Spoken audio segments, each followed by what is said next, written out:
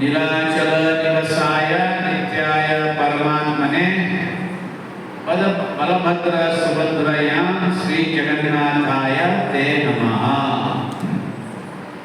ಇದು ಜಗನ್ನಾಥ ಅಲ್ಲದೆ ಸುಭದ್ರಾಗೆ ಪ್ರಣಾಮ ಅಂತ. ಸೊ ನೀವು ಯಾವಾಗ ಜಗನ್ನಾಥ ಅಲ್ಲದೆ ಸುಭದ್ರ ದರ್ಶನ ಮಾಡ್ತೀರಾ ಈ ಒಂದು ಪ್ರಣಾಮ ಮಂತ್ರ ಹೇಳಬೇಕು. ನೀಲಾಚಲ ನಿವಾಸಾಯ. ಸೊ ಜಗನ್ನಾಥ ಸ್ವಾಮಿ ನೀಲಾಚಲ ಧಾಮ ಅಲ್ಲಿ ವಾಸ ಮಾಡ್ತಾರೆ. ನಿತ್ಯ ನಿತ್ಯ ಪರಮಾತ್ಮನೇ ಎಲ್ಲ ಆ ನೀಲಾಚಲ ಧಾಮದಲ್ಲಿ ಎಲ್ಲ ಹೃದಯದಲ್ಲಿ ಪರಮಾತ್ಮ ರೂಪದಲ್ಲಿ ವಾಸ ಮಾಡ್ತಾ ಇರ್ತಾನೆ. ಬಲಭದ್ರ ಸುಭದ್ರೆಯ ಜೊತೆಯಲ್ಲಿ ಯಾರಿದ್ದಾರೆ? ಬಲಭದ್ರ ಸುಭದ್ರೆಯ ಸುಭದ್ರ ದೇವಿ. ಶ್ರೀ ಜಗನ್ನಾಥಾಯ ತೇ ನಮಃ. ಆ ಜಗನ್ನಾಥ ಸ್ವಾಮಿಗೆ ನಾವು ನಮನ ಮಾಡ್ತೀವಿ. ಸೊ ಈ 4 ಯುಗ ಇದೆ: ಸತ್ಯ, ತ್ರೇತ, ದ್ವಾಪರ, ಕಲಿ. ಭಗವಂತ 4 ಯುಗದಲ್ಲಿ ನಮ್ಮ ಭಾರತ ದೇಶದಲ್ಲಿ ಅವತರಿಸಿದ್ದಾರೆ.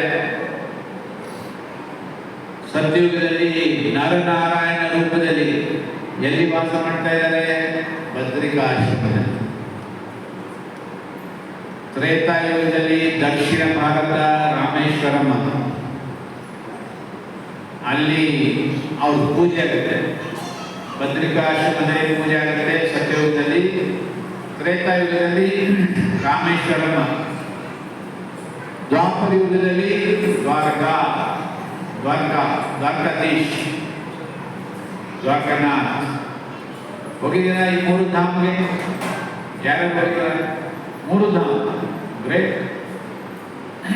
ಓನ್ಲಿ 1 ಸೋಲ್. ಕಲಿಯುಗದಲ್ಲಿ ಭಗವಂತ ಶ್ರೀ ಜಗನ್ನಾಥ ಪುರಿ ಧಾಮದಲ್ಲಿ ವಾಸ ಮಾಡ್ತಾ ಇದ್ದಾನೆ. ಯಾರು ಹೋಗಿದ್ದಾರೆ ಪುರಿ ಧಾಮ್ಗೆ? ನೀವೆಲ್ಲ ಕಲಿಯುಗ ಭಕ್ತರು. ಅವರೊಬ್ಬರು ತ್ರಿಯುಗ ಭಕ್ತ. ಯಾವ ಹೋಗ್ತೀರಾ ಪುರಿಗೆ? Okay, very good.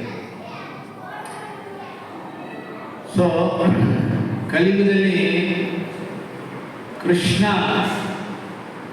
ಜಗನ್ನಾಥ ರೂಪದಲ್ಲಿ ಬಂದಿದ್ದಾನೆ. ಸೊ ನಾವು ಕೃಷ್ಣ ಅಂತ ಹೇಳಿದ ತಕ್ಷಣ ಕೃಷ್ಣಂದು ಷಡ್ ಐಶ್ವರ್ಯ ರೂಪ ನಾವು ನೆನಪಿಸ್ಕೊಳ್ತೀವಿ, ಸ್ಮರಣೆ ಮಾಡ್ತೀವಿ. ಷಡ್ ಐಶ್ವರ್ಯ ಪೂರ್ಣ ಅಂತಂದ್ರೆ 6 ಇದೆ. 6ರಲ್ಲಿ ಅದು ಮಹಾಗುಣ ಷಡ್ ಐಶ್ವರ್ಯ. ಮತ್ತೆ ಅವನು 4 ರಸ ಇದೆ: ದಾಸ್ಯ ರಸ, ಸಖ್ಯ ರಸ, ವಾತ್ಸಲ್ಯ ರಸ, ಮಾಧುರ್ಯ ರಸ. ಸೊ ಕೃಷ್ಣ ವೃಂದಾವನದಲ್ಲಿ ಮಾಧುರ್ಯ ರಸ ಪ್ರಕಟ ಮಾಡ, ಭಕ್ತರ ಸಂಘದಲ್ಲಿ ಮಾಧುರ್ಯ ರಸದಲ್ಲಿ ಬೇರೆ ರಸ ಇತ್ತು, ಬಟ್ ವೃಂದಾವನ ಅಂತಂದ್ರೆ ಮಾಧುರ್ಯ ರಸ.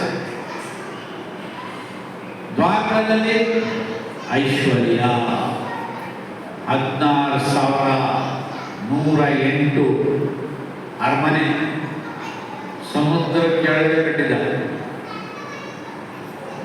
ಎಲ್ಲ ಒಂದೊಂದು ಅರಮನೆ ಯಾವ ತರ ಇತ್ತಂತಂದ್ರೆ ಐಶ್ವರ್ಯ ಪೂರ್ಣ. ದ್ವಾರಕಾಧೀಶ ರೂಪದಲ್ಲಿ ಅಲ್ಲಿ ವಾಸ ಮಾಡ್ತಾ ಇದ್ದ.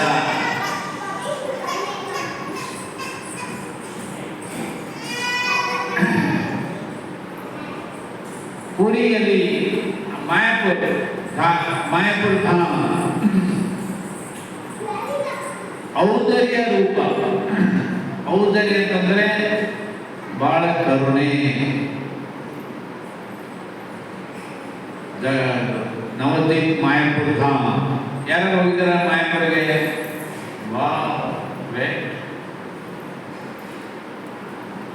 ಸೊ ಎಲ್ಲ 3 ರಸ ಸೇರಿಸಿ ಜಗನ್ನಾಥ ವಿಗ್ರಹದಲ್ಲಿ ಸಂಪೂರ್ಣ ರೂಪದಲ್ಲಿದೆ. ಐಶ್ವರ್ಯ, ಮಾಧುರ್ಯ, ಔದರ್ಯ, three one God. So Jagannath ಸ್ವಾಮಿಯಿಂದ ನೀವು ಐಶ್ವರ್ಯ ಕೇಳಬಹುದು, ಮಾಧುರ್ಯ ರಸದಲ್ಲಿ ಭಗವಂತ ಜೊತೆ ಸಂಬಂಧ ಬೆಳೆಸ್ಕೋಬಹುದು, ಅಥವಾ ಭಗವಂತನಿಗೆ ಬಹಳ ಕರುಣಮಯಿ, ಅರ್ಥಾರ್ಥಿ, ಜಿಜ್ಞಾಸು, ಜ್ಞಾನಿ, ಈ 4 ಜನ ಭಗವದ್ಗೀತಾ ಹೇಳಿದಂಗೆ ಭಗವಂತಿ ಹತ್ರ ಬರ್ತಾರೆ.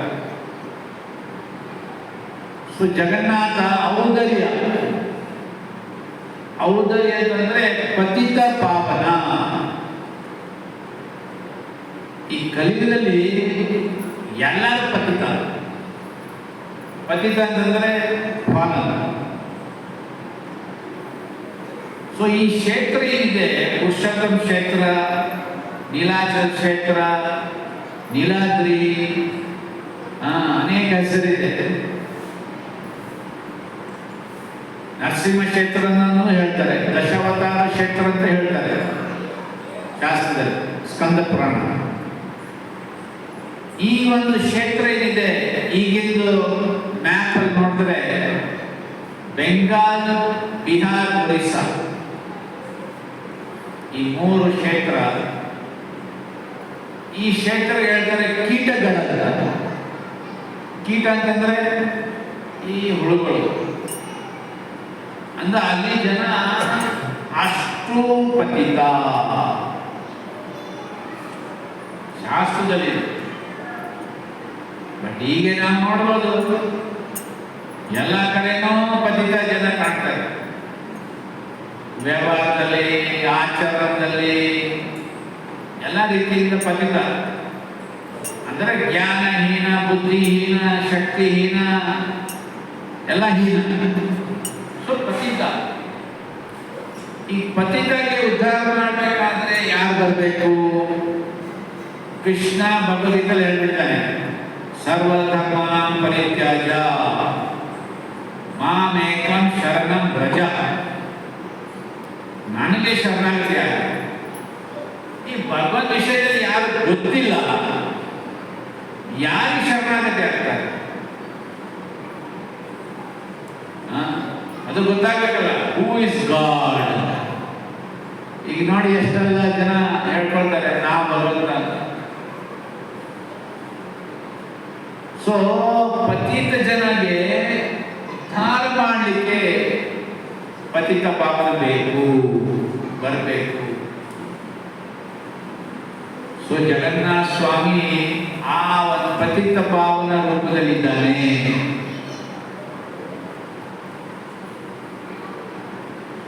ಈ ಒಂದು ಕ್ಷೇತ್ರದಲ್ಲಿ ಪುರುಷೋತ್ತಮ ಕ್ಷೇತ್ರ,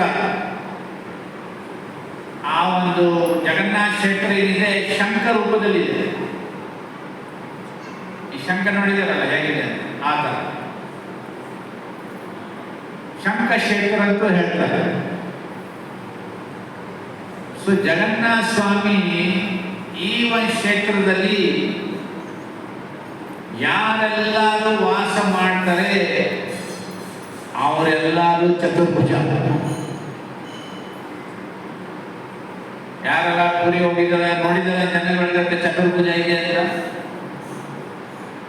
ಸ್ಕಂದ ಪುರಾಣ, ಪದ್ಮ ಪುರಾಣ ಹೇಳ್ತಾರೆ. ಅಲ್ಲಿ ಧಾಮ ವಾಸಿಯವರಿಗೆ ಎಲ್ಲರಿಗೂ ಚತುರ್ಭುಜ ರೂಪ. ಅಲ್ಲಿ ಯಾವ ಕರ್ಮ ನಡೆಯುವುದಿಲ್ಲ,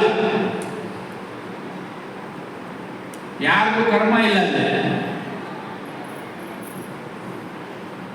ಏನ ಪಾಪ ಮಾಡಿದ್ರೆ ಅದು ಪಾಪ ಅಂತ ಹೇಳುದಿಲ್ಲ.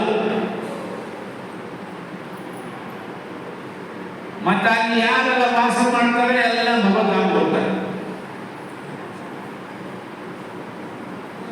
ಈ ತರ ಕ್ಷೇತ್ರ ಬೇಕಾ ಇರ್ಲಿಕ್ಕೆ? ಏನು ದುಷ್ಕರ್ಮ ಮಾಡಲು ಸಹ ಜಗನ್ನಾಥ ಸ್ವಾಮಿ ನೋಡ್ಕೊಳ್ತಾರೆ. ಅದಕ್ಕೋಸ್ಕರ ಯಾವಾಗ ಧಾಮ ಸೃಷ್ಟಿಯಾಯಿತು ಜಗನ್ನಾಥ ಸ್ವಾಮಿ ಹೇಳಿದ್ರು ನಾನು ಬಂದು ಇಲ್ಲಿ ವಾಸ ಮಾಡ್ತೀನಂತ. ಯಮರಾಜನಿಗೆ ಬಹಳ ಇದಾಯ್ತು, ಬೇಸರ ಆಯ್ತು. ಏನೋ ಕಲಿಯುಗದಲ್ಲಿ ಜಗನ್ನಾಥ ಸ್ವಾಮಿ ಈ ಥರ ಹೇಳಿದ್ರು, ನಾನು ಧಾಮದಲ್ಲಿ ಯಾರು ಪಾಪ ಮಾಡಿದ್ರೆ ಏನು ಪಾಪ ಅಂಟ್ಕೊಳ್ಳೋದಿಲ್ಲ ಅವ್ರಿಗೆ. ನನ್ನ ಕೆಲಸ ಏನಾಯ್ತು? ಜಾಬ್ಲೆಸ್. jobless.com. ಯಮರಾಜನಿಗೆ ಏನು ಕೆಲಸ ಇಲ್ಲ. ಸೊ ಅವ್ರು ಹೋದ್ರು ನಾರಾಯಣ ಹತ್ರ, ಸ್ವಾಮಿ ಈ ತರ ನೀವು ಬಂದಿಲ್ಲಿ ವಾಸ ಮಾಡಿದ್ರೆ ಜನಗಳು ಇಲ್ಲಿ ಬಂದು ವಾಸ ಮಾಡ್ತಾರೆ, ಪಾಪ ಮಾಡ್ತಾರೆ, ಅವ್ರು ಪಾಪ ಅಂಟ್ಕೊಳ್ಳಿದ್ರು ಅಂತ ಹೇಳ್ತೀರಾ, ಮತ್ತೆ ನನ್ನ ಏನ್ ಕೆಲಸ ಇದೆ?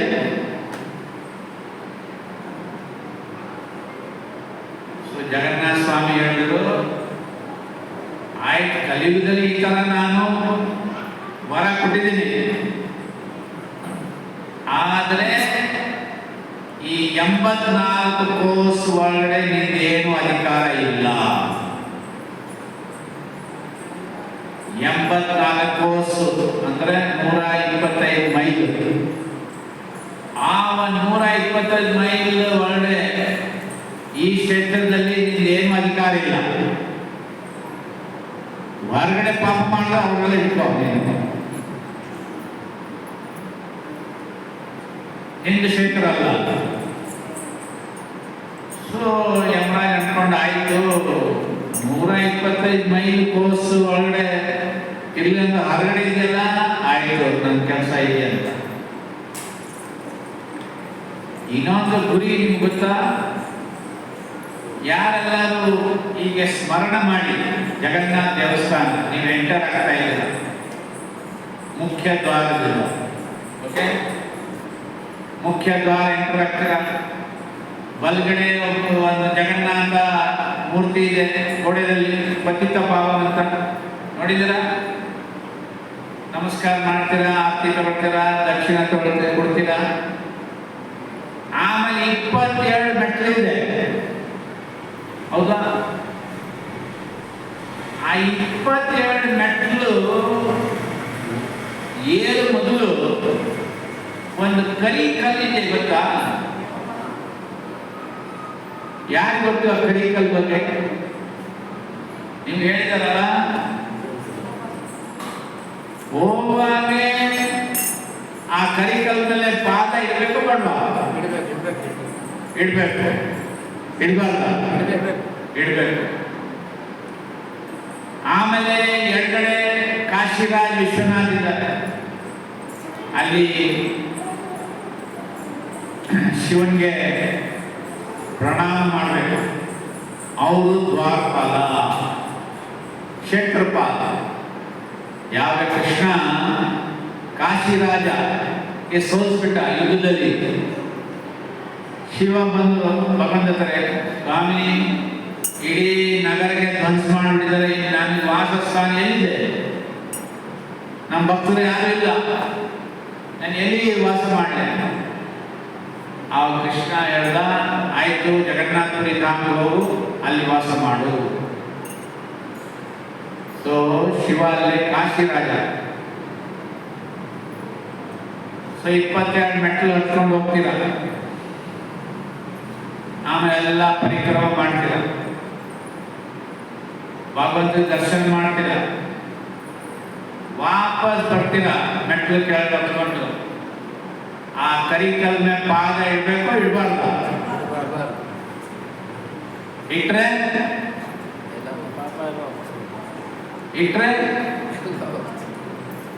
ಏನೆಲ್ಲ ಪುಣ್ಯ ಗಳಿಸಿದಿರ ದೇವಸ್ಥಾನ ಒಳಗಡೆ ಅಲ್ಲೇ ಬಿಟ್ಟು ಹೋಗ್ತಿದೆ.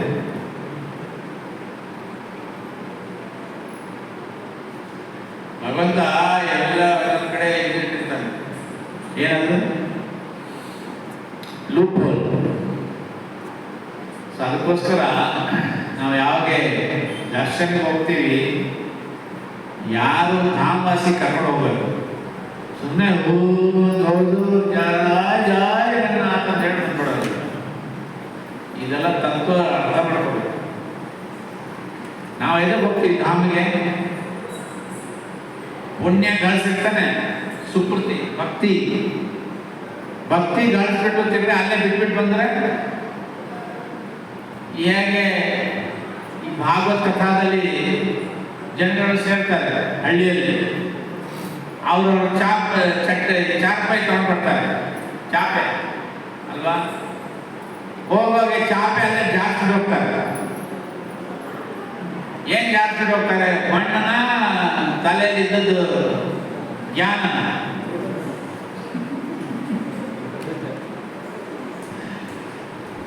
ಆ ರೀತಿ ಧಾಮಿಗೆ ಹೋದ್ರೆ ನಾವೆಲ್ಲ ಫುಲ್ ಹೃದಯ ತುಂಬಿಕೊಂಡು, ಮನಸ್ಸು ತುಂಬಿಕೊಂಡು, ಜೋಗ ತುಂಬಿಕೊಂಡು ಅಷ್ಟೊಂದು ಸುಕೃತಿ ಎಲ್ಲ ತಗೊಂಡ್ಬರ್ಬೇಕು.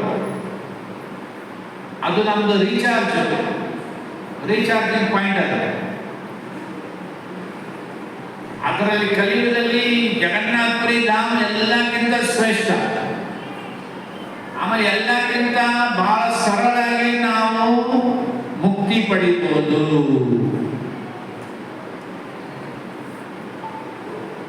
ಅದಕ್ಕೋಸ್ಕರ ಶ್ರೀಕೃಷ್ಣ ಚೈತನ್ಯ ಮಹಾಪ್ರಭು ಅವರು ಔದಾರ್ಯ ರೂಪ ನಮೋ ಮಹಾವದನ್ನಾಯ, ಅವರು ಅಲ್ಲೇ ವಾಸ ಮಾಡ್ತಾರೆ. ಸೊ ಜಗನ್ನಾಥ ಕೃಷ್ಣ ರೂಪದಲ್ಲಿ ಮಹಾಪ್ರಕಾಶ ಭಾವ ಇದರಿದ್ದಾನೆ. ಯಾಕೆ? ಕೃಷ್ಣ ದ್ವಾರಕದಲ್ಲಿ ಇರುವಾಗೆ ಅಲ್ಲಿ ಅವನು ರೋಹಿಣಿ ಮಾತೆಯಿಂದ ಎಲ್ಲ ಸಂಪೂರ್ಣ ಬೃಂದಾವನ ಲೀಲ ಎಲ್ಲ ಕೆಳಿಸ್ಕೊಂಡ ತಂದೆ ಲೀಲೆ. ಆ ಒಂದು ಬಾಗ್ಲ ಹೊಸದಲ್ಲಿ ನಿಂತ್ಕೊಂಡೆಲ್ಲ ಕೇಳಿದ ಜಗನ್ನಾಥ್, ಬಲದೇವ್, ಸುಭದ್ರ, ಕೃಷ್ಣ, ಬಲರಾಮ್, ಸುಭದ್ರ ಕೇಳಿ ಅವರು ಈ ತರ ಒಂದು ಮಹಾಭಾವದಲ್ಲಿ ಬಂದ್ಬಿಟ್ಟಿದ್ದಾರೆ. ಸೊ ಅಲ್ಲಿ ದ್ವಾರಕಾಧೀಶ ಐಶ್ವರ್ಯ ಕೇಳಿಸ್ಕೊಳ್ತಾ ಇದ್ದಾರೆ, ಏನು ಮಾಧುರ್ಯ ಲೀಲಾ. ಸೊ ಮನಸ್ಸಿನಲ್ಲಿ, ಹೃದಯದಲ್ಲಿ ಸಂಪೂರ್ಣ ವೃಂದಾವನ ಭಾವ ಇದೆ. ಎಲ್ಲಿ ವಾಸ ಮಾಡ್ತಾ ಇದ್ದಾನೆ? ಪುರಿ ಧಾಮದಲ್ಲಿ.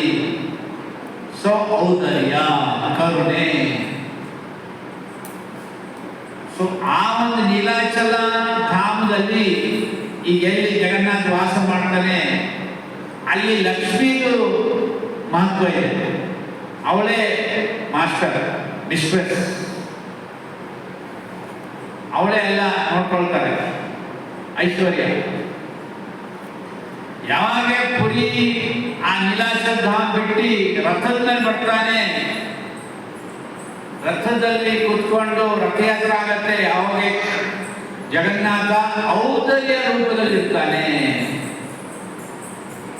ಅದಕ್ಕೆ ಪುರಾಣದಲ್ಲಿ ಹೇಳ್ತಾರೆ, ಯಾರು ಒಂದೇ ಸಲ ಜಗನ್ನಾಥ ಸ್ವಾಮಿಗೆ ರಥದ ಮೇಲೆ ದರ್ಶನ ಮಾಡ್ತಾರೆ ಅವ್ರಿಗೆ ಟಿಕೆಟ್ ಬಂದ್ಬಿಡ್ತಾರೆ, ಓಪನ್ ಟಿಕೆಟ್ ಭಗವದ್ಧಾಮ ಹೋಗ್ಲಿಕ್ಕೆ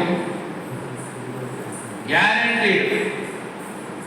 ನಾನು ಯಾಕೆ ಓಪನ್ ಟಿಕೆಟ್ ಹೇಳ್ತಾ ಇದ್ದೀನಿ ಅಂತಂದ್ರೆ, ಜೀವಾತ್ಮ ಒಂದೊಂದ್ಸಲಿ ಇಚ್ಛೆ ಮಾಡುತ್ತೆ, ಹೋಗೋಣ ತಾಳು ಇನ್ನೊಂದು ಸ್ವಲ್ಪ ಇಲ್ಲೇ ಇರೋಣ, ಇನ್ನೊಂದು 4 ಜನ್ಮ 10 ಜನ್ಮ ಆಮೇಲೆ ಹೋಗೋಣ, ಅಷ್ಟರಲ್ಲಿ ಏನೇನೋ ಎಲ್ಲ ಪಾಪ ಮಾಡ್ಕೊಂಡಿರ್ತಾರೆ. ಸೊ ಅದು ಔದಾರ್ಯ ರೂಪ ರಥದಲ್ಲಿ. ಯಾವ ಸಮಯದಲ್ಲಿ ಗುಂಡಿಚಾ ದೇವಸ್ಥಾನ ಹೋಗಿ ಅಲ್ಲಿ 9 ದಿವಸ ವಾಸ ಮಾಡ್ತಾರೆ, ಅದು ವೃಂದಾವನ ಮಾಧುರ್ಯ ಧಾಮ. ಇಲ್ಲೂ ಸಹ ಜಗನ್ನಾಥ ಸ್ವಾಮಿ ಪ್ರತಿದಿನ ಗೋಪಿಯವರು ಭೇಟಿ ಮಾಡಿ ಬರ್ತಾರೆ. ಯಾವ ಸಮಯದಲ್ಲಿ? ರಾತ್ರಿ ಸಮಯದಲ್ಲಿ. ನೀವೆಲ್ಲರೂ ಮೊಬೈಲ್ ನೋಡಿದ್ದೀರಾ? ರಾತ್ರಿ ಸಮಯದಲ್ಲಿ ಫುಲ್ಲು ಮೇಕಪ್ ಮಾಡ್ಕೊಂಡು ಒಳ್ಳೆ ಬಟ್ಟೆ ಹಾಕೊಂಡು ರೆಡಿ ಆಗಿ ಕೂತಿರ್ತಾರೆ. ರಾತ್ರಿ ಅಂದ್ರೆ ಮಲಗು ಸಮಯದಲ್ಲಿ ನೈಟ್ ಡ್ರೆಸ್ ಹಾಕೊಂಡು ಮಲಗಬೇಕು. ಈ ಅಪ್ಪ ಫುಲ್ಲು ಇಷ್ಟು ಇದು ಮಾಧುರಿ ರಸದಲ್ಲಿ ಎಲ್ಲ ಹೂವಿನ ಮಾಲೆ ಅದು ಇದು ಇಟ್ಕೊಂಡು ಹಾಕೊಂಡು ರೆಡಿ ಆಗಿಬಿಟ್ಟಿರ್ತಾರೆ. ಎಲ್ಲ ನೋಡಿದ್ದಾರೆ ಈ ತರ ಭಗವಂತ. ಯಾಕೆ? ಗೋಪಿಯರು ಬಿಡ್ತಾರೆ. ಗೋಪಿಯರಿಗೆ ಈ ಮಾಧುರಿ ರಸದಲ್ಲಿ ನೋಡ್ಬೇಕು ಭಗವಂತಿಗೆ. ಅವಾಗೆಲ್ಲ ರಾಸಲೀಲ ನಡೆಯುತ್ತೆ. ಅವಾಗ ಇದು ಹಾಡ್ತಾರೆ, ಗೋಪಿ ಗೀತೆಲ್ಲ ಹಾಡ್ತಾರೆ. ಅದು ಆದ್ಮೇಲೆ ಕ್ಯಾಬಿನೆಟ್ ಮೀಟಿಂಗು ದೇವತಾವ್ರ ಜೊತೆ ಅದು ಮತ್ತೆ ಡ್ರೆಸ್ ತೆಗಿತಾರೆ. ಎಲ್ಲ ಹೂವಿನೆಲ್ಲ ಮಾಲೆ ಹಾಕೊಂಡಿದ್ದೆಲ್ಲ ಡ್ರೆಸ್ ಮತ್ತೆ ತೆಗಿತಾರೆ. ಈಗ ರಾಜತಾರ ಏನು ದೇವತಾವರೆಲ್ಲ ಬರ್ತಾರೆ ಕ್ಯಾಬಿನೆಟ್ ಮೀಟಿಂಗ್ ಆಗಲಿಕ್ಕೆ. ಆ ಬ್ರಹ್ಮಾಂಡ ಲೋಕದಲ್ಲಿ ಈಗ ನಡೀತಾ ಇದೆ, ಇಲ್ಲಿ ನೋಡ್ತಾ ಇದೆ, ಯಾರು ಕಂಪ್ಲೇಂಟ್ ಇದೆ, ಇದು ಇದೆ, ಅದೆಲ್ಲ ಕೇಳ್ಕೊಳ್ಳೋದು. ಆಮೇಲೆ ಒಂದು ದೊಡ್ಡ ತಟ್ಟೆ ಇರುತ್ತೆ. ಆ ತಟ್ಟೆದಲ್ಲಿ ಎಲ್ಲ ಮಹಾಪ್ರಸಾದ ಇರುತ್ತೆ, ಡ್ರೈ ಮಹಾಪ್ರಸಾದ. ಯಾಕಂದ್ರೆ ಹೋಗುವಾಗ ಎಲ್ಲ ಸ್ವಲ್ಪ ನಾಲ್ಗೆ ರುಚಿ ಬೇಕಲ್ಲ. ಆ ಬೆಳಿಗ್ಗೆ ತಕ್ಷಣ ನೋಡಿದ್ರೆ ತಟ್ಟೆ ಖಾಲಿ ಇರುತ್ತೆ, ಏನು ಮಹಾಪ್ರಸಾದ. ಮಲ್ಕೊಳ್ಳೋದು ರಾತ್ರಿ 2 ಗಂಟೆ 3 ಗಂಟೆಗೆ, ಮತ್ತೆ ತಿರ್ಗಾ ಬೆಳಿಗ್ಗೆ ದೊಡ್ಡ. ಈ ಒಂದು ಭಗವಂತ ಕಣ್ಣಿಷ್ಟು ಅಗ್ಲ ತಗೊಂಡು ಕೂತಿದ್ದಾನೆ. ಅಪ್ಪ ಯಾವಾಗ ಮಲ್ಕೊತಾನೆ? 2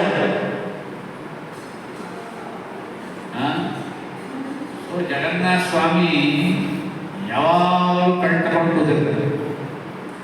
ಆ ಕಣ್ಣ ಮಧ್ಯದಲ್ಲಿ ಸುತ್ತು ನೋಡಿ ಕೆಂಪಾಗಿದೆ. ಆ ಕೆಂಪು ಏನಂತ? ಕರುಣೆ. ನಮ್ಮೆಲ್ಲ ಕಣ್ಣಲ್ಲಿ ತುದಿಯಲ್ಲಿ ಒಂದು ಕೆಂಪಿದೆ ನೋಡಿ. ಯಾಕೆ ಕೆಂಪಿದೆ? ನಮ್ಗೇನೋ ದುಃಖ ಸಮಾಚಾರ ಬಂದ್ರೆ ಗುಳು ಅಂತ ಹಾಕ್ಬಿಡ್ತೀವಿ, ಏನೋ ಒಳ್ಳೆ ಸಮಾಚಾರ ಬಂದರೆ ಗುಳು ಚೆನ್ನಾಗಿ ನಕ್ಬಿಡ್ತೀವಿ. ಕಣ್ಣಾಗ ನೀರು ಬರ್ತಲ್ಲ, ಯಾಕೆ? ಕರುಣೆ.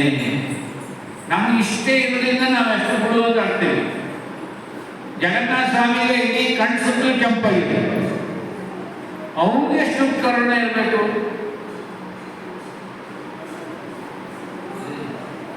ಸೊ ಈ ಜಗನ್ನಾಥ ಸ್ವಾಮಿ ದರ್ಶನ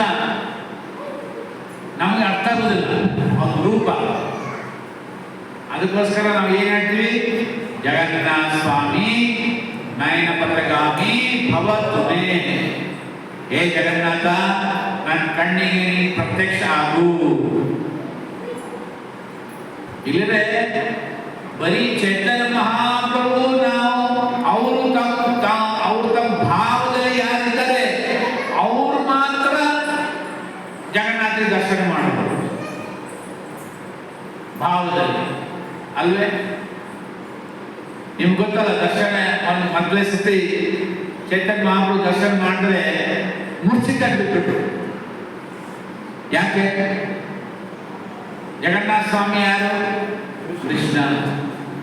ಯಾರ ಬಗ್ಗೆ ಯೋಚನೆ ಮಾಡ್ತಾ ಇದ್ದಾರೆ? ರಾಧಾರಾಣಿ ಬಗ್ಗೆ. ಚೈತನ್ಯ ಮಹಾಪ್ರಭು ಯಾರು? ಕೃಷ್ಣ. ಏನ್ ಭಾವ? ರಾಧಾರಾಣಿ ಭಾವ. ಅವರು ಯಾರ ಬಗ್ಗೆ ಯೋಚನೆ ಮಾಡ್ತಾ ಇದ್ದಾರೆ? ಕೃಷ್ಣನ ಬಗ್ಗೆ. ಸೊ ಯಾವುದು ಮಿಲನ ಆಯ್ತು? ರಾಧಾ ಮತ್ತೆ ಕೃಷ್ಣ. ಅದನ್ನು 5000 ವರ್ಷ ಆದ್ಮೇಲೆ ನೀವು ನೋಡ್ಬೋದು. ನಿಮ್ದು ಸೋಷಿಯಲ್ ಲೈಫಲ್ಲಿ ಯಾರು 10, 20, 30, 40 ವರ್ಷ ಯಾರು ಭೇಟಿ ಆದ್ರೆ ಎಷ್ಟು ಆಲಿಂಗನ ಮಾಡ್ತೀರಾ, ಏನೇನೆಲ್ಲ ಮಾತಾಡ್ತೀರಾ. ಪಾಪ ಜಗನ್ನಾಥ ಸ್ವಾಮಿ ಏನ್ ಮಾಡಿಕಾಗಲ್ಲ, ಹಿಂಗೆ ನಿಂತ್ಕೋಬೇಕು. ಬಟ್ ಹೆಂಗಸರು ಸ್ವಲ್ಪ ಸೆಂಟಿಮೆಂಟ್ ಇಮೋಷನ್ ಜಾಸ್ತಿ ಅವ್ರಿಗೆ. ಸೊ ಚೈತನ್ಯ ಮಹಾಪ್ರಭು ಮುಚ್ಚಿದ್ದಾಗಿರ್ತಾರೆ, ಯಾಕಂದ್ರೆ ರಾಧಾರಾಣಿ ಅಲ್ವಾ ಭಾವ. ಸೊ ಅಲ್ಲಿ ಒಬ್ರು ಹೆಡ್ ಪೂಜಾರಿ ಇದ್ರು, ಸರ್ವಂ ಭಟ್ಟಾಚಾರ್ಯ. ಅವರು ನೋಡಿದ್ರು ಇವರು ನಾಡಿ ಎಲ್ಲ ಚೆಕ್ ಮಾಡಿದ್ರು, ಇವ್ರು ಏನೋ ಭಾವದಲ್ಲಿದ್ದಾರೆ, ಕರ್ಕೊಂಡ್ರೆ ನಮ್ಮ ಮನೆಗೆ ಅಂತ. ಯಾಕಂದ್ರೆ ಅವ್ರಿಗೆ ಗೊತ್ತಾಯ್ತು ಈ ಆರ್ಡಿನರಿ ವ್ಯಕ್ತಿ ಅಲ್ಲ ಅಂತ ಚೈತನ್ಯ ಮಹಾಪ್ರಭು. ಸೊ ಅಲ್ಲಿಂದ ಅವರೆಲ್ಲ ಅದೊಂದು ಲೀಲೆ ಆಯಿತು. ಬಟ್ ಎಲ್ಲಕ್ಕಿಂತ ಮುಖ್ಯ ವಿಷಯ ಹೇಳಿ ಜಗನ್ನಾಥ ಸ್ವಾಮಿ ಬಗ್ಗೆ ನನಗಂತೂ ಬಹಳ ಅತ್ಯಂತ ಪ್ರಿಯ. ಯಾಕೆ ಹೇಳಿ? ಅವ್ರಿಗೆಲ್ಲ ಹಬ್ಬ ನೋಡಿ ಉಪವಾಸನೇ ಇಲ್ಲ, ನೋ ಫಾಸ್ಟಿಂಗ್, ಓನ್ಲಿ ಫೀಸ್ಟಿಂಗ್. ಹೊಟ್ಟೆ ತುಂಬ ಇಲ್ಲಿವರೆಗೂ ತಿನ್ನಿ. ಈ ಹಬ್ಬ ಕೃಷ್ಣ ನೋಡಿ ರಾತ್ರಿ 12 ಗಂಟೆ, ಏನು ಟೈಮ್ ಅದು ಬರ್ಲಿಕ್ಕೆ, ಅಲ್ಲಿವರೆಗೂ ಉಪವಾಸ ಮಾಡ್ತಾರೆ.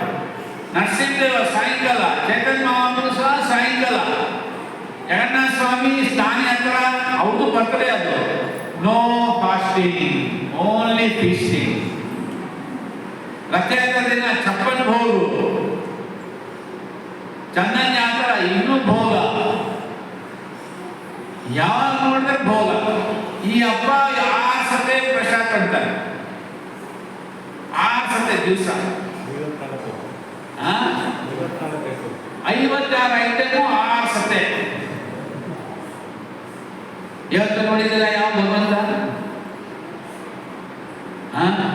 ಈ ಕೈ ಒಣಗುತ್ತೆ ಅಂತ ಅಂದ್ಕೊಂಡ ತಕ್ಷಣ ಇನ್ನೊಂದ್ಸಲಿ ಭೋಗ, ಅದು ತಿಂದ ತಕ್ಷಣ ಈಗ ಕೈ ಒಣಗುತ್ತೆ ಅಂದ್ರೆ ಇನ್ನೊಂದ್ಸಲಿ ಭೋಗ.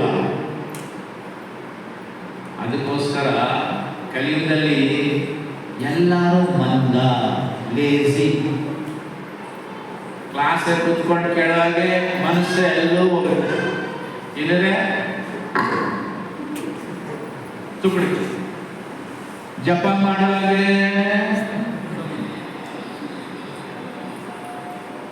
ಏನೋ ಸರ್ವಿಸ್ ಮಾಡಿದ್ರೆ ಪ್ರಭು ನೀವು ಮಾಡಿ.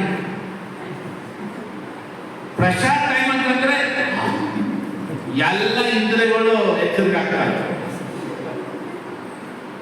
ಅಲ್ಲ ಪ್ರಸಾದ ಟೈಮ್ ಅಂತಂದ್ರೆ ಪ್ರೋಗ್ರಾಮ್ ಎಲ್ಲ ಕೇಳ್ತಾರೆ, ನಾವು ಕರಿತೀವಿ ಬನ್ನಿ ಚೆನ್ನಾಗಿ ಪ್ರೋಗ್ರಾಮ್. ಪ್ರಸಾದ ಟೈಮ್ ಯಾವಾಗ ಇರುತ್ತೆ ಆ ಟೈಮ್ ಬರ್ತೀವಿ.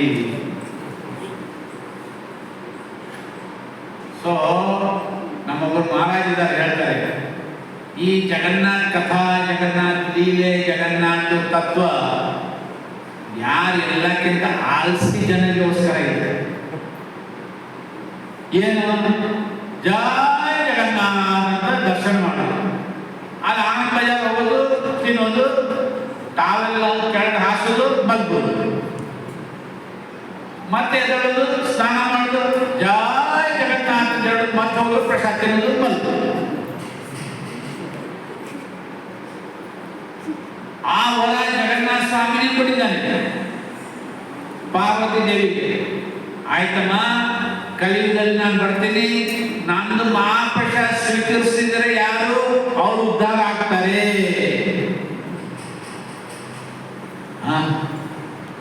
ಇದಕ್ಕಿಂತ ಹೆಚ್ಚು ಕರುಣ ಇನ್ನು ಯಾರು ಬೇಕು? ಆ ಮಹಾಪ್ರಸಾದ ಏನ್ ಬೆಲೆ ಇದಕ್ಕೆ? ಬ್ರಹ್ಮ, ಶಿವ, ಇಂದ್ರ, ಚಂದ್ರ, ವರುಣ ಎಲ್ಲ ಬರ್ತಾರೆ, ದಿವಸ ಬರ್ತಾರೆ ಮಹಾಪ್ರಸಾದ ಸ್ವೀಕರಿಸಲಿಕ್ಕೆ. ಒಂದ್ಸತಿ ನಮ್ಮಪ್ಪ ಬ್ರಹ್ಮ ಲೇಟಾಗಿ ಬಂದ, ಮ್ಯಾನೇಜರ್ ಅಲ್ವಾ, ಎಲ್ಲ ಅಡ್ಮಿನಿಸ್ಟ್ರೇಷನ್ ನೋಡ್ಕೋಬೇಕು, ಲೇಟಾಗಿ ಬಂದ, ಮಹಾಪ್ರಸಾದ ಎಲ್ಲ ಆಗೋಗಿತ್ತು. ಎಲ್ಲ ಮಹಾಪ್ರಸಾದ ಸಿಗಲಿಲ್ಲ ಅಂತ ಹುಡುಕ್ತಾ ಹುಡುಕ್ತಾ ಹುಡುಕ್ತಾ ನೋಡ್ದ ಒಂದು ದೊಡ್ಡ ಗಡಿಗೆಯಲ್ಲಿ ನಾಯಿ ಬಾಯಿ ಹಾಕಿತ್ತು, ಅದರಲ್ಲಿ ಮಹಾಪ್ರಸಾದ ನೆಗ್ತಾ ಇತ್ತು. ಈ ಅಪ್ಪನ ಹೋಗಿ ಕೈ ಹಾಕಿದ, 2 ದಾನ ತಗೊಂಡ, ಹೋದ. ಏನರ್ಥ? ಮಹಾಪ್ರಸಾದ ಯಾವತ್ತೂ ಎನ್ಸಲಾಗುವುದಿಲ್ಲ. ನಾಯಿ ತಿಂದ್ರಷ್ಟು, ಕೋತಿ ತಿಂದ್ರಷ್ಟು, ಯಾಕೆ ತಿಂದ್ರಷ್ಟು? ಮಹಾಪ್ರಸಾದೇ ಇರುತ್ತೆ. ನೀವು ಕೇಳಿದ್ರ ಒಂದು ಕತೆ, ಒಬ್ರು ದೇವತಾ ಬಂದಿದ್ರು ಮಹಾಪ್ರಸಾದ್ಗೆ, ಕೇಳಿದ್ರ? ಈ ಒಂದು ಆನಂದ್ ಬಜಾರ್ ಇದೆಯಲ್ಲ, ಅಲ್ಲೊಂದು ಸ್ಥಳ ಇದೆ, ಅಲ್ಲಿ ಹೋಗಿ ಮಹಾಪ್ರಸಾದ ಸ್ವೀಕರಿಸ್ಬೋದಲ್ಲ. ಅಲ್ಲೊಬ್ಬ ವ್ಯಕ್ತಿ ಬಂದ, ಒಂದ್ಸಲಿ ಒಳ್ಳೆ ಹೈಟು, 8-10 ಅಡಿ ಹೈಟು ಬಂದ, ಚೆನ್ನಾಗಿ ಮಹಾಪ್ರಸಾದ ತಿಂದ. ಆಮೇಲೆ ಹೇಳ್ದ, ಇನ್ನೊಂದು ತಟ್ಟೆಯಲ್ಲಿ ಮಹಾಪ್ರಸಾದ ಕೊಡಿ ಅಂತ ತಗೊಂಡ. ಅದನ್ನ ಒಂದು ಎಲೆ ಮುಚ್ಚಿದ, ಹೊರಟೋದ. ಎಲ್ಲೋಗ್ತಾರೆ ಸ್ವಾಮಿ, ದುಡ್ಡು ಕೊಡಿ. ಅಪ್ಪ ಹಿಂಗೆ ತಿರುಗಿ ನೋಡ್ತಾ ಇಲ್ಲ, ಹಾಗೆ ನಡ್ಕೊಂಡು ಹೋಗ್ತ. ಈ ವ್ಯಕ್ತಿ ಅವನ ದೋತಿ ಮೇಲೆ ಎಸ್ಕೊಂಡು ಅವನಿಂದ ಹೊಡ್ತಾ ಹೋದ. ಎಲ್ಲ ನಗ್ತಾ ಇದ್ದಾರೆ, ನೀನು ಮೋಸ ಮಾಡ್ಬಿಟ್ಟ, ನೀನು ಅವನು ಹೋಗೋ ನಿನ್ ದುಡ್ಡು ಶುರು ಮಾಡಂತ. ಈ ಅಪ್ಪ ಹೊರಟದೆ, ಬರೋ ದುಡ್ಡು ಕುಡಿ ಅಂತ. ಆ ಅಪ್ಪ ಹಿಂದೆ ತಿರುಗಿ ನೋಡ್ತಾ ಇಲ್ಲ. 8-10 ಅಡಿ ವ್ಯಕ್ತಿ ಸೀದಾ ಸಮುದ್ರ ಕಡೆ ಹೋಗ್ತಾ ಇದ್ದಾರೆ. ಈ ಅಪ್ಪನ ನೋಡ್ತಾ ಇದ್ದಾನೆ. ಆಮೇಲೆ ನೋಡ್ದ, ಈ ಅಪ್ಪ ಇಷ್ಟು ಬೇಗ ಹೋಗ್ತಾ ಇದೆ ಅಂತಂದ್ರೆ ಅವನ ಪಾದಗಳು ನೆಲಕ್ಕೆ ತಟ್ತಾ ಇಲ್ಲ. ಆಮೇಲೆ ಹೋಗಿ ಆ ಸಮುದ್ರ ತಟ್ಟದಲ್ಲಿ ಆ ವ್ಯಕ್ತಿ ನಿಂತ್ಕೊಂಡ. ಇವನು ಓಡ್ತಾ ಏನಪ್ಪ ನೀನು ದುಡ್ಡು ಬೆಳಿಲ್ಲ, ನಾನು ಇಲ್ಲಿವರೆಗೆ ಕರ್ಕೊಂಡು ಬಂದೆ, ಯಾರಪ್ಪ ನೀನು, ದುಡ್ಡು ಕೊಡೋ ನಂದು. ಆ ವ್ಯಕ್ತಿ ಅಂದ, ನೀನು ಗೊತ್ತಾ ನಾನು ಯಾರಂತ? ನೀನು ಯಾರಪ್ಪ ಇಲ್ಲಿ, ನಾನು ದುಡ್ಡು ಕೊಡೋ, ನಾನು ಹೋಗ್ತೀನಿ, ನಾನು ಇದು ವ್ಯಾಪಾರ ಸಮಯ ಇಲ್ಲ, ನೀನು ಗೊತ್ತಾಗ ನಾನು ಯಾರಂತ. ಆಯ್ತಪ್ಪ ಹೇಳ್ಕೊ, ನೀನು ಯಾರು? ನಾನು ಇಂದ್ರದೇವ. ಯಾವಪ್ಪ ನೀನು ಇಂದ್ರದೇವ? ಯಾವ ದೇವ ನೀನು? ನನಗೆ ಗೊತ್ತಿಲ್ಲ. ನಾನು ಇಂದ್ರಲೋಕದ ಸ್ವರ್ಗಲೋಕದ ಇಂದ್ರದೇವ. ನೀನು ಹೇಳ್ಬಿಟ್ರೆ ನಾನು ಒಪ್ಕೊಂಡ್ಬಿಡ್ತೇನಾ? ಏನ್ ಪ್ರೂಫ್ ನೀನು ಇಂದ್ರದೇವ ಅಂತ? ಇಲ್ಲ, ನಾನು ಎಲ್ಲಿ ನಿಂತ್ಕೊಂಡ್ರೆ ಅದು ಮಳೆ ತರಿಸ್ತೀನಿ ಅಂತ. ಹೌದಾ, ತರಿಸಿ ಮಳೆ ಮಾಡೋಣ ಅಂತ. ಆ ಇಂದ್ರದೇವ ಜಪ ಏನು ಮಂತ್ರ ಜಪ ಮಾಡಿದ್ದೆ, ಅಂತ ಮಳೆ ಬಂತು. ಅವನಂದ, ಓ ನೀನು ಇಂದ್ರದೇವ, ಆಯ್ತು. ಈ ಥರ ಕಸ್ಟಮರ್ ಎಲ್ಲಿ ಸಿಗ್ತಾರೆ? ದಿವಸ ಸಿಗಲ್ಲ.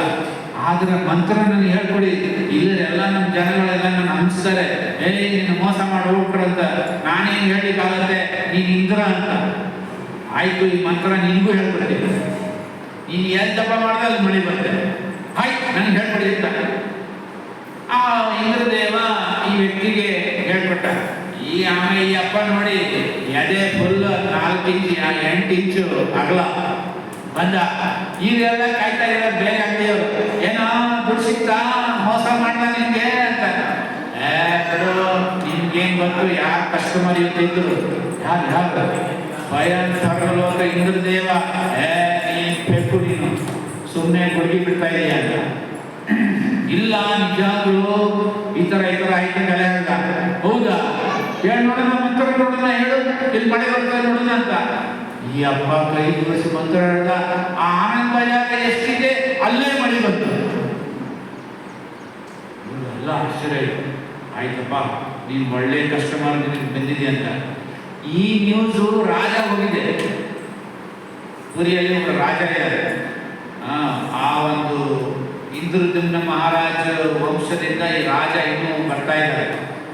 ಅವರು ಈ ತರ ಕೇಳಿಸ್ಕೊಂಡ್ರು, ಏನು ಈ ತರ ಆಯ್ತಲ್ಲ. ಆ ವ್ಯಕ್ತಿ ಕರ್ಸಿದ್ರು, ಪಾಪ ನೀನು ಏನಾದ್ರು ಹೇಳ್ಕೊಡ್ತಾ ಇದೆಯಾ? ನೀ ಜಗನ್ನಾಥ ಸ್ವಾಮಿಗೆ ಏನ್ ಅನ್ಕೊಂಡಿದ್ಯಾ, ಇಂದ್ರದೇವಿಗೆ ಏನ್ ಅನ್ಕೊಂಡಿದ್ಯಾ ಅಂತ. ಇಲ್ಲ ಸ್ವಾಮಿ, ಈ ತರ ಆಯ್ತು ಮಂತ್ರ ನೋಡೋಣ, ಇಂತ ಮಳೆ ಬರ್ಲಿ ಅಂತ. ಆ ವ್ಯಕ್ತಿ ಅಲ್ಪ ಮಂತ್ರ ಹೇಳ್ದ. ಆ ರಾಜ ಇದ್ರ ಅರಮನೆಯಲ್ಲಿ ಮಳೆ ಬಂದ. ಈ ರೀತಿ ಯಾರು ಯಾವಾಗ ಎಲ್ಲಿ ಏನ್ ಬರ್ತಾರೆ ದರ್ಶನ ಮಾಡ್ಲಿಕ್ಕೆ ನಮ್ಗೆ ಗೊತ್ತಾಗಲ್ಲ. ನಿಮ್ ಪಕ್ಕದಲ್ಲಿ ಯಾವ ದೇವತಾ ನಿಂತ್ಕೊಂಡಿರ್ತಾರೆ ನಿಮ್ಗೆ ಗೊತ್ತಾಗಲ್ಲ. ಅದಕ್ಕೋಸ್ಕರ ಧಾಮಲು ಹೋದ್ರೆ ಯಾರಿಗೂ ಎಲ್ಲರಿಗೂ ಆಧಾರದಿಂದ ನೋಡಬೇಕು. ಯಾಕಂದ್ರೆ ಗೊತ್ತಿಲ್ಲ ಯಾರು ಧಾಮವಾಸಿ ಏನಂದ್ರೆ ಚತುರ್ಭುಜ, ಇಲ್ಲದ್ರೆ ಯಾವ ಪಕ್ಕದಲ್ಲಿ ಯಾರು ದೇವತೆ ಇರ್ತಾರೆ ಯಾರು ಗೊತ್ತಿಲ್ಲ. ನಮ್ಮೊಬ್ರು ಡಿವೋಟಿ ಇದ್ದಾರೆ ಬೆಂಗಳೂರಲ್ಲಿ, ಪ್ರತಿಹಾರಿ ಅಂತ. ಅವ್ರ ಟೈಟಲ್ ಪ್ರತಿಹಾರಿ ಅಂತಂದ್ರೆ ಅವರು ಪಾಂಡ ವಂಶದಲ್ಲಿ. ಅವ್ರ ಅಪ್ಪ ಅಲ್ಲಿ ಸೇವೆ ಮಾಡ್ತಾರೆ ಟೆಂಪಲಲ್ಲಿ, ಮಗ ಇದ್ದಾನೆ. ಅವನು ಹೇಳ್ದ, ಮೊನ್ನೆ ಒಂದು ಘಟನೆ ಆಯ್ತಂತೆ. ಒಂದು ಫ್ಯಾಮಿಲಿ ಬಂದಿದ್ದಾರಂತೆ ಒಂದು ಪಕ್ಕದ ಊರಿಂದ. ಹೊಸದಾಗಿ ಮದುವೆ ಆಗಿದ್ದು ಮಗನಿಗೆ. ಮಗ, ಸೊಸೆ, ಅಪ್ಪ, ಅಮ್ಮ ಎಲ್ಲ ಬಂದಿದ್ರು ದೇವಸ್ಥಾನಕ್ಕೆ. ದರ್ಶನ ಮಾಡಿದ್ರು. ದರ್ಶನ ಮಾಡಿ ಈ ಆನಂದ್ ಬಜಾರ್ಗೆ ಬಂದರು. ಆ ಅಮ್ಮ ಏನ್ ತಿಂದು ಗೊತ್ತಿಲ್ಲ ತಗೊಂಡು ಮಹಾಪ್ರಸಾದ ತಿಂದ ತಕ್ಷಣ ಹಾಗೆ ಉದ್ದಕ್ಕಾಗಬೇಕು ನೆಲದಲ್ಲ. ನೋ ಕಾನ್ಷಿಯಸ್ನೆಸ್, ಪ್ರಜ್ಞೆ ಇಲ್ಲ. ಎಲ್ಲರೂ ನೀರು ಗೀರು ಚಿಪ್ಪುಡಿಸಿ ಅದು ಇದು ನಾಡಿಗೆ ನೋಡಿದ್ರೆ ಏನು ಅಲಾಡ್ತಾ ಇಲ್ಲ. ಎಲ್ಲರೂ ಡಾಕ್ಟರ್ ಕರ್ಸಿ ಅವ್ರು ಕರ್ಸಿ ಇವ್ರು ಕರ್ಸಿ ಅಂತ ಈ ಮನ ಕುತ್ಕೊಂಡ್ಬಿಟ್ಟ ಧ್ಯಾನದಲ್ಲಿ. ಏನು ಜಗನ್ನಾಥ ಸ್ವಾಮಿ, ನಾನು ಇಷ್ಟೆಲ್ಲ ಕಷ್ಟಪಟ್ಟು ಬಂದಿದ್ದೀನಿ, ಎಲ್ಲ ಕರ್ಕೊಂಡು ಬಂದಿದ್ದೀನಿ, ನಿನ್ನ ಧಾಮದಲ್ಲಿ ನೀನು ನನ್ನ ಈ ಥರ ನನ್ನ ಮಾಡಿದೆಯಲ್ಲ, ನಮ್ಮ ತಾಯಿಗೆ ಈ ಥರ ಸ್ಥಿತಿಯಲ್ಲಿ ತಗೊಂಡ್ಬಂದಿದೆಯಲ್ಲ, ನಾನು ಇಲ್ಲಿಂದ ಅಗಾಡಲ್ಲ, ನಾನು ಇಲ್ಲೇ ಕುತ್ಕೋತೇನೆ ಧ್ಯಾನ ಮಾಡ್ತಾನೆ. ಯಾಕೆ ಈ ಥರ ಪರಿಸ್ಥಿತಿ ತಂದಿದ್ಯಾ? ನಾನು ಅವ್ರ ತಾಯಿ ವಾಪಸ್ ಬರಬೇಕು. ಕುತ್ಕೊಂಡ್ಬಿಟ್ಟ. ಇಲ್ಲಿ ಬೇರೆಯವರೆಲ್ಲ ಹೇಳ್ತಾರೆ ಏನಾಯ್ತಾರೆ. ಅಷ್ಟರಲ್ಲಿ ಒಬ್ಬ ವ್ಯಕ್ತಿ ಬಂದ. ಎಲ್ಲಿಂದ ಬಂದ ಗೊತ್ತಿಲ್ಲ. ಬಂದ, ಏನ್ ನಡೀತಾ ಇದೆ, ಏನ್ ನಡೀತಾ ಇದೆ, ಈ ಥರ ಆಗಿದೆ, ಅದೇನು, ಕೊಡೋ ಬಾಟ್ಲಿ ನೀರು ಕೊಡೋ ಕೊಟ್ಟ. ಈಗ ನೀರು ಸಿಕ್ಕುಡಿಸಿದ ವ್ಯಕ್ತಿ ಸ್ವಲ್ಪ ನೀರು ಕುಡಿಸಿದ ಅಮ್ಮನಿಗೆ. ಎದಳು ಅಂತಂದ್ರೆ ಆ ಅಮ್ಮ ಎದಳು. ಎಲ್ಲ ರಾತ್ರಿ ಆನಂದದಲ್ಲಿದ್ದಾರೆ. ಈ ವ್ಯಕ್ತಿ ಗಾಯನ. ಎಲ್ಲಿ ಹೋದ ಗೊತ್ತಿಲ್ಲ.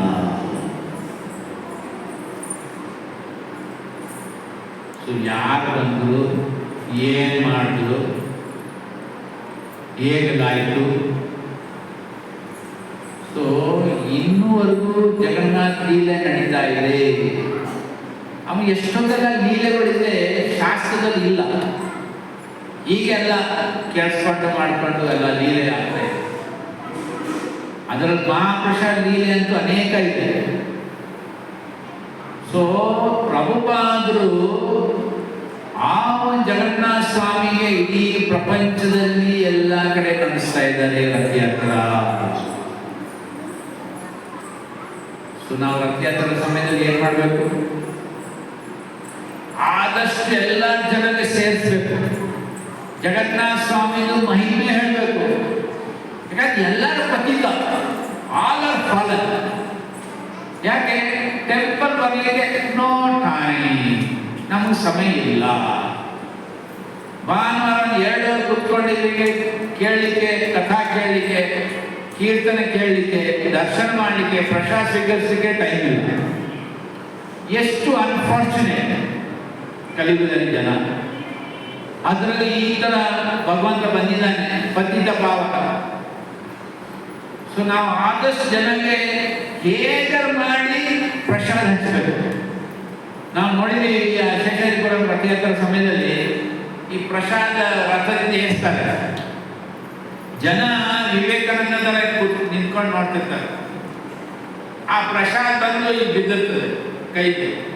ಇವನು ತಗೊಳ್ಳ ಬೇಡ, ತಗೊಳ್ಳ ಬೇಡ ಅಂತ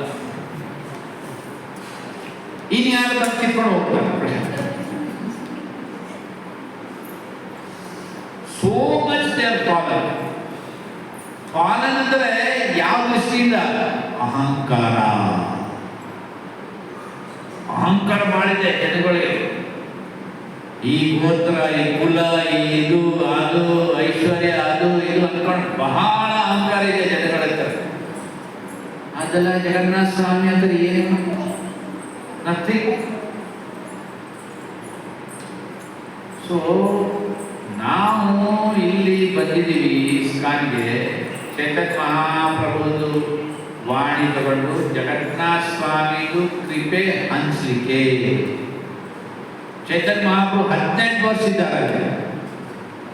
ಅವರು ರಾಧಾರಾಣಿ ಭಾವದಲ್ಲಿ ಬಂದಿದ್ದಾರೆ. ಕೃಷ್ಣ ಬೃಂದಾವನದಲ್ಲಿ ಇರ್ಬೋದಿರ್ತಾನೆ. ಯಾಕಿರಲಿಲ್ಲ? ಯಾಕಂದ್ರೆ ಇಲ್ಲಿ ಇದ್ದಾರೆ ಸ್ವಾಮಿ. ಸ್ವಾಮಿ ಅಲ್ಲಿಲ್ಲ, ಕಲಿಯುಗದಲ್ಲಿ ಇಲ್ಲಿದ್ದಾರೆ. ಆಮೇಲೆ ಮೇನ್ ಕಾರಣ ಏನಂತಂದ್ರೆ ಉದ್ಧಾರ. ಬ್ರಜಭೂಮಿಯಲ್ಲಿ ಎಲ್ಲರೂ ಡಿವೋಟಿ, ಬಹಳ ಉಚ್ಚ ಶ್ರೇಷ್ಠ ಡಿವೋಟಿ. ಬಟ್ ಈ ಒಂದು ಪತಿತ ಧಾಮದಲ್ಲಿ ಎಲ್ಲರೂ ಡಿವೋಟಿನೇ. ಬಟ್ ಯಾರೆಲ್ಲರೂ ಬರ್ತಾರೆ ಅವರು ಉದ್ಧಾರಗೋಸ್ಕರ. ಸೊ ಈ 2 ಮಾತ್ರ ನಾವು ಯಾವಾಗಲೂ ಹಂಚಬೇಕು ಜನಗಳ ಹತ್ರ. ಒಂದು ಸಂಕೀರ್ತನೆ, ಎರಡನೇದು ಪ್ರಸಾದ. ಜನಗಳಿಗೆ ಈ ತತ್ವ ಜ್ಞಾನ ತಲೆಗಷ್ಟು ಹೋಗೋದಿಲ್ಲ. ಭಗವದ್ಗೀತೆ ಅರ್ಥ ಮಾಡ್ಕೊಳ್ಬೇಕಾಗಲ್ಲ. ಸುಮ್ಮನೆ ಅವ್ರ ಬಾಯಲ್ಲಿ ಲಡ್ಡು ಕೊಡ್ತಿ, ಆಯ್ತಪ್ಪ ನೀನು ಭಗವದ್ಗೀತೆ ಬಹಳ ಜ್ಞಾನ ಇದೆ, ಈ ಲಡ್ಡು ತಿಂದು ಇದನ್ನೇ ಮಾಡುವುದು. ಲಡ್ಡು ತಿಂತ ಅವನು ಅನ್ಕೊಳ್ತಾನೆ ಈ ಲಡ್ಡು ಬಹಳ ಚೆನ್ನಾಗಿರ್ತಾರೆ, ಎಲ್ಲಿ ಸಿಕ್ತಿತ್ತು ಅಲ್ಲಿ ಓಡ. ಕೆಲವು ಜನ ಕೀರ್ತನೆಗೆ ಬಹಳ ಆಕರ್ಷಿತ ಆಗ್ತಾರೆ. ಸೊ ಇದು ಒಂದು ಮಾಧ್ಯಮ ಜನಗಳಿಗೆ ಆಕರ್ಷಿತ ಮಾಡಿ, ಆಮೇಲೆ ಇಲ್ಲಿ ಬಂದ್ಮೇಲೆ ಅವ್ರಿಗೆ ಸ್ವಲ್ಪ ಜ್ಞಾನ ನಾವು ಕೊಡ್ಬೋದು. ಸೊ ಪ್ರಭುಪಾದ ಕೃಪೆಯಿಂದ, ಚೇತನ್ ಮಹಾಪ್ರಭು ಕೃಪೆಯಿಂದ ಈ ಜಗನ್ನಾಥ ಸ್ವಾಮಿ ತತ್ವ ನಮಗೆ ಅರ್ಥ ಆಗಿದೆ. ಇಲ್ಲದೆ ದಕ್ಷಿಣ ಭಾರತದಲ್ಲಿ ಈ ಜಗನ್ನಾಥ ಸ್ವಾಮಿ ಅಷ್ಟು ಪ್ರಚಾರ ಇಲ್ಲ. ಇಲ್ಲಿ ಸ್ವಲ್ಪ ದಕ್ಷಿಣ ಭಾರತದಲ್ಲಿ ಈ ಮಾಯವಾದ ಶಂಕರಾಚಾರ್ಯ ಅವ್ರದ್ದು ಸ್ವಲ್ಪ ಜಾಸ್ತಿ ಫಿಲಾಸಫಿ ನಡೀತೆ.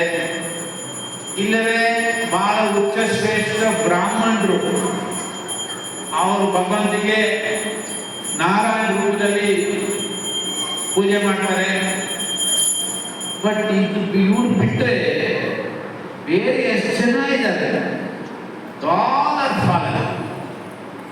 ಅವ್ರಿಗೆ ಹೇಗೆ ಉದ್ಧಾರ ಮಾಡಬೇಕು? ಚೇತನ್ ಮಹಾಪ್ರಭು ಯಾವಾಗ ಹರಿದಾಸ್ ಠಾಕೂರ್ಗೆ ದಿವಸ ಭೇಟಿ ಮಾಡ್ತಿದ್ರು, ಅವ್ರ ಮಧ್ಯದಲ್ಲಿ ಚರ್ಚೆ ನಡೀತೆ ತತ್ವದ. ಚೇತನ್ ಮಹಾಪ್ರಭು ಕೇಳಿದ್ರು ಹರಿದಾಸ್ ಠಾಕೂರ್ಗೆ, ಈ ಒಂದು ಯವನ ಜಾತಿ ಇದೆಯಲ್ಲ, ಯವನ, ಅವ್ರು ಹೇಗೆ ಉದ್ಧಾರ ಆಗಬೇಕು ಕಲಿಯುಗದಲ್ಲಿ?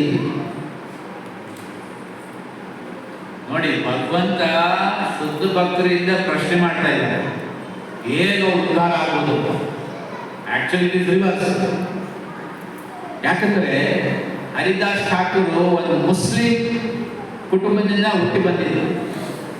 ಬಟ್ ಅವ್ರ ತಮ್ಮ ಜಪ ಸಾಧನೆಯಿಂದ ನಾಮಾಚಾರ್ಯ ಹರಿದಾಸ್ ಠಾಕೂರ್ ಅಂತ ಶ್ರೇಯ ಪಡೆದರು. ದಿವಸಕ್ಕೆ 3 ಲಕ್ಷ ನಾಮ ಮಾಡ್ತಿದ್ದರು. ಅಂದ್ರೆ ನಮ್ದು 108 ಮಣಿದಲ್ಲಿ ಎಷ್ಟು ರೌಂಡು? 187 ರೌಂಡ್. 16 ಮಾಡಲಿಕ್ಕೆ ನಿಗಲಿ ಒದ್ದಾಡ್ತಿದ್ರು. ಅವರು 180 ರೌಂಡ್ ಮಾಡ್ತಿದ್ರು.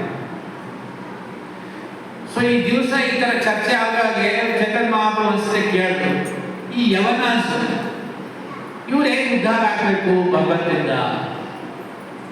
ಆವಾಗ ಹರಿದಾಸ್ ಠಾಕೂರ್ ಹೇಳಿದ್ರು, ಇವ್ರ ಜನ ಮಾತಾಡೋಗೆ ಒಬ್ರೊಬ್ರಿಗೆ ಹರಾಮ್ ಹರಾಮ್ ಹರಾಮ್ ಅಂತ ಹೇಳ್ತಾರೆ. ಹರಾಮ್ ಹರಾಮ್, ಇದರಲ್ಲಿ 2 ಶಬ್ದ ಇದೆ, ಹಾ ಮತ್ತೆ ರಾಮ. ಇದರಿಂದ ಉದ್ಧಾರ ಆಗ್ತಾರೆ. ನೋಡಿ, ನಾಮದಲ್ಲಿ ಎಷ್ಟು ಬಲ ಇದೆ. ನಾಮಕಾರಿ ಬಹುಧ ನಿಜ ಸರ್ವಶಕ್ತಿ. ಸೊ ನಾವು ಬೈಕೊಂಡ್ರು ಸಹ ಭಗವಂತ ನಾಮ ತಗೊಂಡ್ರೆ ಅದರಲ್ಲಿ ಕೂಡ ಸುಕೃತಿ ಇದೆ.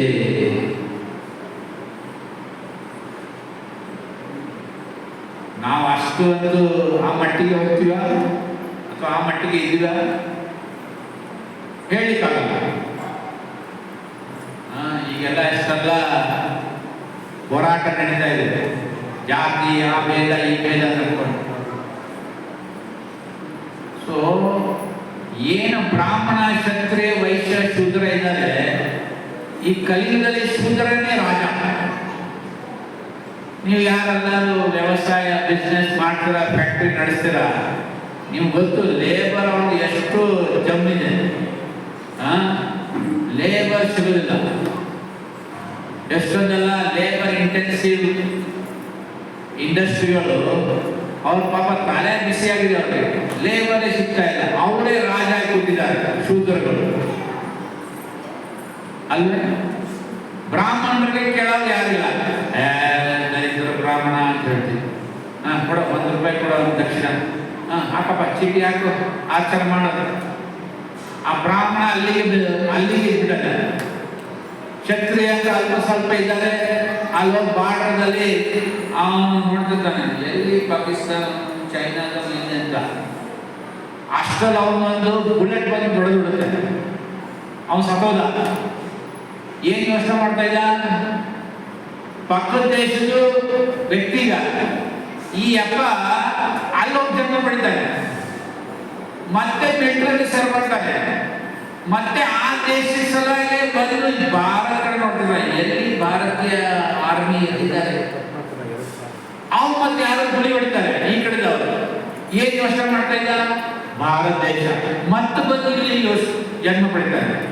ಏನ್ ಹುಚ್ಚರು ಇದು? ಪ್ರಭುಪಾದ ಹೇಳ್ತಾರೆ, ವಾಟ್ ಫುಲಿಶ್. ಕೃಷ್ಣ ಹೇಳಿದ್ದಾನೆ ಭಗವದ್ಗೀತೆ, ಎಂ ವಾಪಿ ಸ್ಮರಣ ಭಾವ.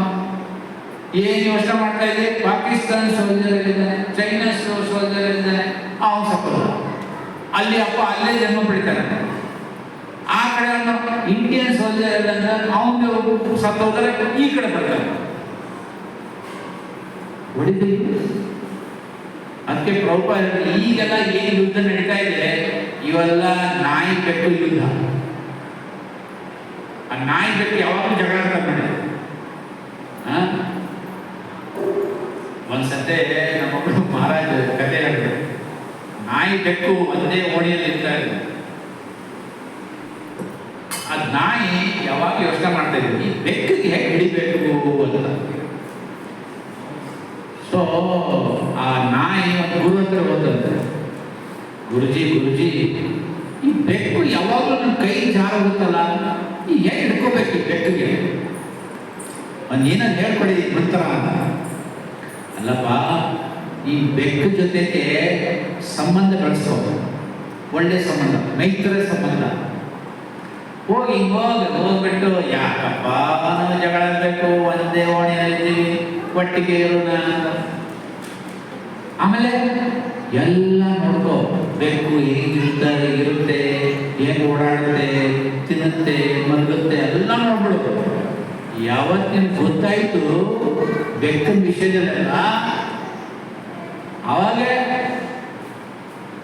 ಹರಿಬಲ್ ಮಾಡ್ಬಿಡು. ಸೊ ನಾಯಿ ಹೋಯ್ತು, ನೀರು ಹೋಯ್ತು ಬೆಕ್ಕನ ಹತ್ರ, ಯಾಕಪ್ಪ ನಾನು ಜಗಳ ಆಡಬೇಕು, ಒಟ್ಟಿಗೆ ಇರೋಣ ಅಂತ. ಬೆಕ್ಕಂದು ನನಗೆ ಪ್ರಾಬ್ಲಮ್ ಇಲ್ಲ, ನಿನಗೆ ಪ್ರಾಬ್ಲಮ್, ಆಯ್ತು ಒಟ್ಟಿಗೆ ಇರೋದು. ಆಮೇಲೆ ನಾಯಿ ಎಲ್ಲ ನೋಡ್ತು, ಬೆಕ್ಕು ಏನೇನು ಮಾಡುತ್ತೆ, ಏನು ಮಾಡುತ್ತೆ, ಅದು ಮಾಡುತ್ತೆ, ಇದು ಮಾಡುತ್ತೆ. ಆಮೇಲೆ ಒಂದಿನ ನಾಯಿ ಅನ್ಬಾರ್ದು, ಈ ಬೆಕ್ಕ ವಿಷಯದಲ್ಲಿ ಎಲ್ಲ ಗೊತ್ತಾಯ್ತದೆ, ಇವತ್ತು ಇದೆ ಗತಿ ಅಂತ. ಆಮೇಲೆ ನಾಯಿ ಬಂತು ಬೆಕ್ಕನ ಹತ್ರ, ಎಲ್ಲ ನೀನು ತಿಳ್ಕೊಂಡಾಯ್ತು, ಇವತ್ತಿಂದೆ ಲಾಸ್ಟು, ಏನೇನು ಸ್ಮರಣ ಮಾಡಿದ್ರೆ ಮಾಡು, ಇವತ್ತಿನ ತಿಂದಾಕ್ತೀನಂತ. ಆ ನಾಯಿ ಯಾವಾಗ ಬೆಕ್ಕನ್ನ ಜಿಗಿತು, ಆ ಬೆಕ್ಕು ಮರದಾಗ ಹೋಗ್ತದೆ. ಈ ನಾಯಿ ಇದು ಯಾವಾಗ ನಮ್ಗೆ ಹೇಳ್ಕೊಟ್ಟಿಲ್ಲ, ಬಾ ನಾನು ನೋಡಿಲ್ಲ ನೀನು ಮಾಡಿದ್ರು ಅಂತ.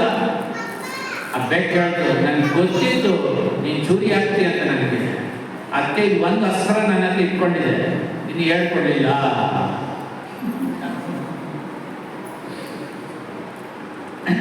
ಈ ರೀತಿ ಈ ಜನ್ಮದ ಆ ಥರ ಇದೆ. Kaliyuga is full of faults. Only saviour Jagannath Swami ನಯನ ಪಥಗಾಮಿ ಭವತು ಮೇ. ಸೊ ಜಗನ್ನಾಥ ಸ್ವಾಮಿ ಬರ್ತಾ ಇದ್ದಾರೆ. ಆಮೇಲೆ ನಮ್ಮ ಇವರು ಅಸೀಮ ಶ್ಯಾಮ್ ಪ್ರಭು ಒಂದು ಬುಕ್ ಪ್ರಿಂಟ್ ಮಾಡ್ತಾ ಇದ್ದಾರೆ ಜಗನ್ನಾಥ ಕ್ಷೇತ್ರದ ಬಗ್ಗೆ. ಎಲ್ಲ ಅದರಲ್ಲಿ ಇದೆ. ನೀವು ಅದರಲ್ಲಿ 10% ನೋಡಿರ್ತೀರಲ್ಲ, ಗೊತ್ತಿಲ್ಲ, ಯಾರೆಲ್ಲ ಕೈ ಎತ್ತಿದ್ದಾರಲ್ಲ, ನಾವು ಜಗನ್ನಾಥ ಗುಡಿ ನಾವು ಹೋಗಿ ಬಂದಿದ್ದೆ ಅಂತ ಕೈ ಎತ್ತಿದ್ದಾರಲ್ಲ, ಅದರಲ್ಲಿ 10% ನೋಡಿದಾರಲ್ಲ, ನೋಡಿ ಓದಿ, ಅದು ಗೊತ್ತಾಗುತ್ತೆ. ಸೊ ಆ ಒಂದು ಬುಕ್ಕ ಓದಿ ನಮ್ಮ ಕಲಿಯುತ್ತಿದೆ. ಇವರೇ ಚೈತನ್ಯ ಮಹಾಪ್ರಭು ದ್ವಾರ ಸಂಕೀರ್ತನೆ ಜಗನ್ನಾಥ ಸ್ವಾಮಿಯಿಂದ ಮಹಾಪ್ರಸಾದೆ ಗೋವಿಂದೇ. ಹರೇ ಕೃಷ್ಣ.